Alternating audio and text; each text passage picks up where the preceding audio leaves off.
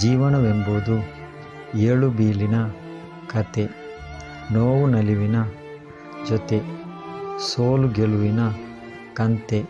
ಅನುಭವವೆಂಬ ವಿಶಾಲ ಸಾಗರದುದ್ದಕ್ಕೂ ಈಜುತ್ತಾ ಸಿಹಿ ಕೈ ನೆನಪುಗಳೊಂದಿಗೆ ಮಾಡಿದ ತಪ್ಪು ತಿದ್ದಿಕೊಂಡು ಸರಿಮಾರ್ಗದಲ್ಲಿ ನಡೆಯುವುದೇ ನಿಜವಾದ ಜೀವನ.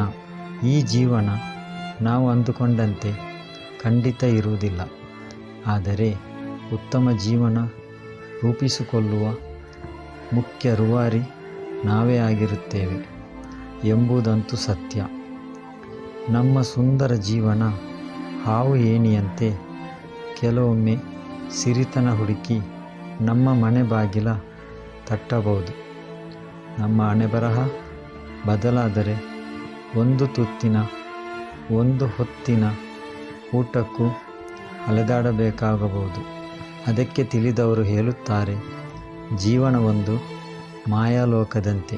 ಇಲ್ಲಿ ಮೆರೆದವರು ನಾಳೆ ವ್ಯಥೆ ಪಡುವರು. ಬಡತನದ ಕುಲುಮೆಯಲ್ಲಿ ಬೆಂದವರು ಮುಂದೆ ಸಿರಿವಂತರಾಗಬಹುದು.